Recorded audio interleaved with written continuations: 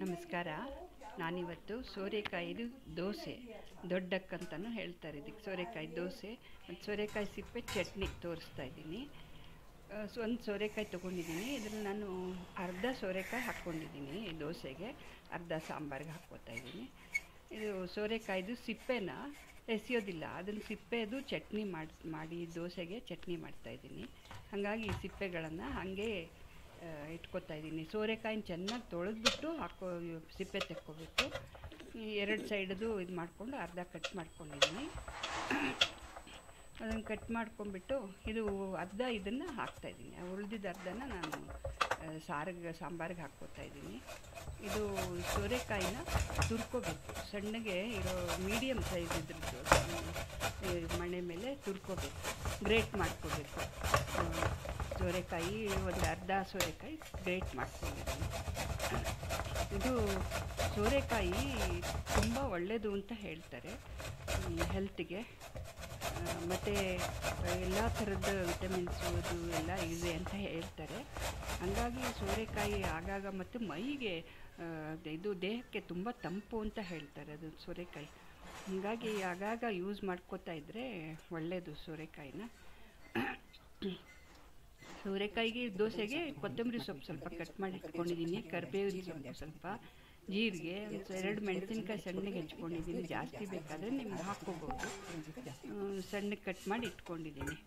ಇವಾಗ ಇದನ್ನು ಸೋರೆಕಾಯಿ ತುರಿದಿರೋ ಸೋರೆಕಾಯಿನ ಅದರಲ್ಲಿ ಆ ಪಾತ್ರೆಯಲ್ಲಿ ಹಾಕ್ಕೊಂಡ್ಬಿಟ್ಟು ಕಟ್ ಮಾಡಿ ಇಟ್ಕೊಂಡಿರೋ ಕೊತ್ತಂಬರಿ ಸೊಪ್ಪು, ಸ್ವಲ್ಪ ನಿಮ್ಮ ಟೇಸ್ಟಿಗೆ ಎಷ್ಟು ಬೇಕು ಉಪ್ಪು ಹಾಕ್ಕೊಂಡು, ಕೊತ್ತಂಬರಿ ಸೊಪ್ಪು, ಕರಿಬೇವಿನ ಸೊಪ್ಪು, ಜೀರಿಗೆ, ಹಸಿಮೆಣಸಿನ್ಕಾಯಿ ಎಲ್ಲ ಹಾಕ್ಕೊಂಡು ಮಿಕ್ಸ್ ಮಾಡ್ಕೋಬೇಕು. ನಾನು ಇದಕ್ಕೆ ಫಸ್ಟು ಸ್ಟಾರ್ಟಿಂಗಲ್ಲಿ 3 ಲೋಟ ಹಾಕ್ಕೊಂಡು ಕಲಿಸ್ಕೊತಾ ಇದ್ದೀನಿ. ಆಮೇಲೆ ಬೇಕಂದರೆ ಅನಿಸಿದ್ರೆ ಇನ್ನೂ ಒಂದು ಸ್ವಲ್ಪ ಹಾಕ್ಕೋತೀನಿ.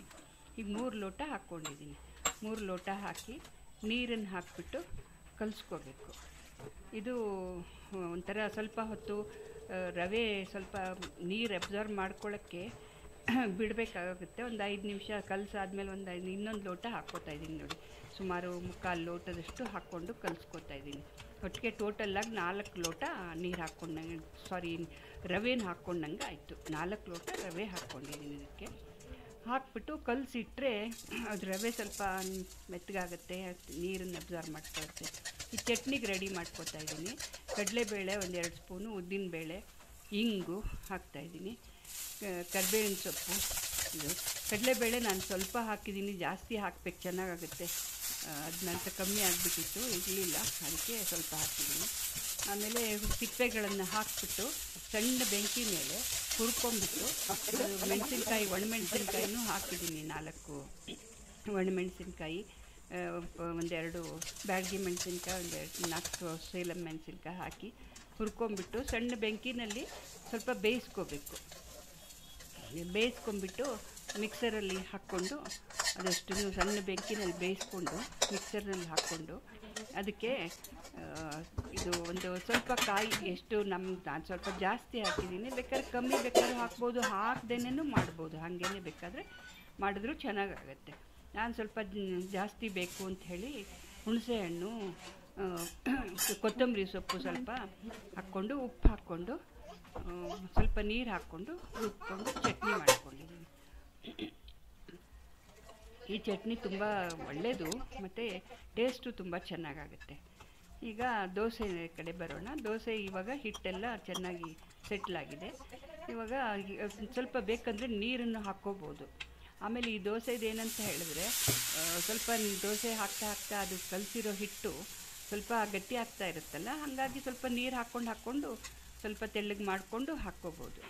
ಆಮೇಲೆ ಇದಕ್ಕೆ ಸ್ವಲ್ಪ ತುಪ್ಪನ ಹಾಕ್ಕೊಂಬಿಟ್ಟು ಹಾಕಿದ್ದು, ನಾನು ಎಣ್ಣೆ ಹಾಕಿದ್ದೀನಿ, ಬಟ್ ಎರಡೂ ಸೈಡಲ್ಲಿ ಸರಿಯಾಗಿ ಸ್ವಲ್ಪ ಚೆನ್ನಾಗಿ ತುಪ್ಪ ಹಾಕ್ಕೊಂಡು ಕೆಂಪಗೆ ಮಾಡಿಕೊಂಡ್ರೆ ತುಂಬ ಟೇಸ್ಟಿ ಆಗುತ್ತೆ ದೋಸೆ. ಇದು ಒಂಥರ ಸ್ವಲ್ಪ ನಾನು ಎಣ್ಣೆ ಕಮ್ಮಿ ಹಾಕು ಅಂತ ಹೇಳ್ತಾರೆ, ಎಣ್ಣೆ ಕಮ್ಮಿ ಹಾಕಿ ಮಾಡಿದ್ದೀನಿ. ಬಟ್ ತುಪ್ಪ ಹಾಕಿದ್ರೆ ತುಪ್ಪ ಚೆನ್ನಾಗಿ ಹಾಕ್ಕೊಂಡು ಎರಡು ಸೈಡಲ್ಲಿ ಚೆನ್ನಾಗಿ ತುಪ್ಪ ಹಾಕ್ಕೊಂಡು ಮಾಡಿದ್ರೆ ತುಂಬ ಟೇಸ್ಟಿಯಾಗಿರುತ್ತೆ ಇದು ದೋಸೆ. ಆಮೇಲೆ ಹೆವಿ ಆಗೂ ಇರುತ್ತೆ, ಮಾರ್ನಿಂಗ್ ಬ್ರೇಕ್ಫಾಸ್ಟ್ಗೆ ಎಲ್ಲ ತುಂಬ ಚೆನ್ನಾಗಾಗುತ್ತೆ ಇದು. ಆಮೇಲೆ ಇದು ಸೋರೆಕಾಯಿನೂ ತುಂಬ ಒಳ್ಳೆಯದು ಅಂತ ಹೇಳ್ತಾರೆ ಹೆಲ್ತ್ಗೆ. ಹಾಗಾಗಿ ಅದು ಒಂಥರ ತಂಪು ಇರುತ್ತೆ ಅಂತ ಹೇಳ್ತಾರೆ, ದೇಹಕ್ಕೆ ತಂಪು ಕೊಡುತ್ತೆ ಅಂತ ಹೇಳ್ತಾರೆ. ಆಮೇಲೆ ಎಲ್ಲ ಕಾನ್ಸ್ಟಿಪೇಷನ್ಗೆ ಎಲ್ಲ ತುಂಬ ಒಳ್ಳೆಯದು ಅಂತ ಹೇಳ್ತಾರೆ. ಹಾಗಾಗಿ ಆಗಾಗ ಸೋರೆಕಾಯಿನ ಯೂಸ್ ಮಾಡ್ತಾ ಇದ್ದರೆ ತುಂಬ ಒಳ್ಳೆಯದು. ಈಗ 2ನೇ ದೋಸೆನೂ ಹಾಕಿ ತೋರಿಸಿದ್ದೀನಿ ನೋಡಿ. ಇದು ಸಣ್ಣ ಬೆಂಕಿನಲ್ಲಿ ಸ್ವಲ್ಪ ಮೀಡಿಯಮ್ ಬೆಂಕಿನಲ್ಲಿ ಇದು ಮಾಡಿದರೆ ಆಯಿತು. ತುಂಬ ಜೋರು ಅಲ್ಲ, ತುಂಬ ಸಣ್ಣ ಬೆಂಕಿನೂ ಅಲ್ಲ. ಎಲ್ಲ ಮಾಮೂಲಿ ಬೇರೆ ದೋಸೆಗಳೆಲ್ಲ ಹೆಂಗೆ ಮಾಡ್ತೀವೋ ಹಾಗೆಯೇ, ಇದೇನು ತುಂಬ ಹೊತ್ತು ಹಿಡಿಯೋದಿಲ್ಲ, ಚೆನ್ನಾಗಿ ಆಗುತ್ತೆ. ಅದರಿಂದ ಮೀಡಿಯಮ್ ಬೆಂಕಿನಲ್ಲಿ ಬೇಯಿಸ್ಕೊಂಡ್ರೆ ಸಾಕು. ಮತ್ತು ಇದು ನನ್ನ ಚಾನಲ್ಗೆ ಸಬ್ಸ್ಕ್ರೈಬ್ ಮಾಡಿ. ರೆಡಿಯಾಗಿದೆ ನೋಡಿ ದೋಸೆ ಚಟ್ನಿ. ನಾನು ಒಗ್ಗರಣೆ ಹಾಕಿಲ್ಲ, ಬೇಕಾದ್ರೆ ಒಗ್ಗರಣೆ ಸಬ್ಸ್ಕ್ರೈಬ್ ಮಾಡಿ, ಲೈಕ್ ಮಾಡಿ, ಶೇರ್ ಮಾಡಿ, ಕಮೆಂಟ್ಸ್ ಮಾಡಿ ದಯವಿಟ್ಟು. ಧನ್ಯವಾದಗಳು.